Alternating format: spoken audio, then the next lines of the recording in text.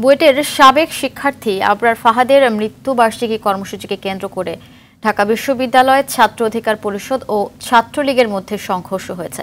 এতে দুপক্ষের অন্তত 10 জন আহত হয়েছেন। ছাত্র অধিকার পরিষদের 15 জনকে আটক করেছে পুলিশ। দুপক্ষই হামলার ঘটনায় মামলার প্রস্তুতি নিচ্ছে। আপেল শাহরিয়ারের রিপোর্টের বিস্তারিত দেখুন।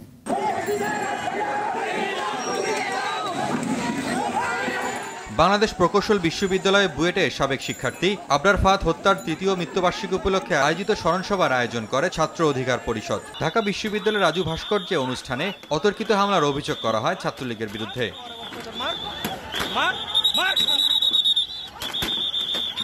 এতে পণ্ড হয়ে যায় সংগঠনের ঢাকা সমাবেশ। আহত হয়ে ঢাকা মেডিকেলে চিকিৎসা নিতে গেলে সেখানেও হামলার শিকার হন অনেকে। চিকিৎসা শেষে বের হলে 15 শিক্ষার্থীকে আটক করে পুলিশ। ছাত্রলীগের কেন্দ্রীয় কমিটির নেতাদের দাবি, বহিরাগত সন্ত্রাসীদের নিয়ে সমাবেশ ও বিশৃঙ্খলার চেষ্টা করা হয়। মানববন্ধন সকল কিছু করার অধিকার আছে, কিন্তু আপনারা বহিরাগতদের নিয়ে আসবেন, এসে এই জায়গা মৌলবাদের উস্কানি দিবেন, সাম্প্রদায়িকতার উস্কানি দিবেন এবং অশ্রাব্য অশালীন ভাষায় আপনারা গালিগালাজ করবেন, স্লোগান দিবেন, এটা কখনো শোভনীয় না।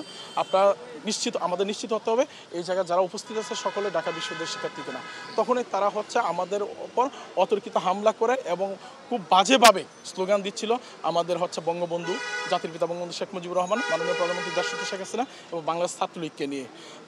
যখন হামলা করে আমাদের বাংলাদেশ ছাত্রলীগ সাংগঠনিক সম্পাদক নাজিমুদ্দিন আহত হয়।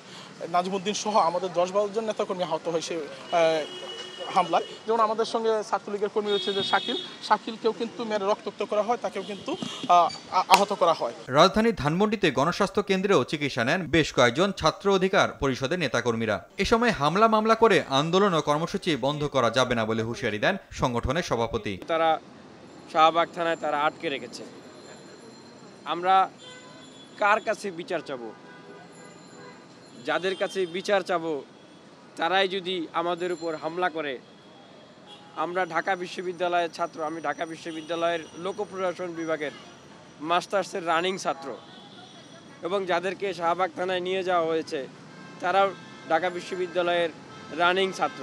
তারা প্রথমে এসে বলল যে ঢাকা বিশ্ববিদ্যালয় ছাড়া বাইরে থেকে যারা আসছে তাদেরকে নিয়ে নাকি প্রোগ্রাম করা যাবে না।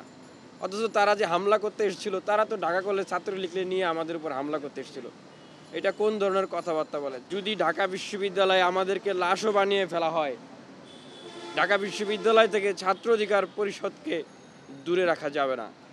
ছাত্র অধিকার পরিষদের নেতাকর্মীদেরকে যদি শাহাদত বরণ করতে হয়, তারা সন্ত্রাসীদের বিরুদ্ধে ঢাকা বিশ্ববিদ্যালয়ে সেখানে শিক্ষার্থীদের অধিকারের পক্ষে দাঁড়িয়ে তারা লাশ হতেও প্রস্তুত আছে।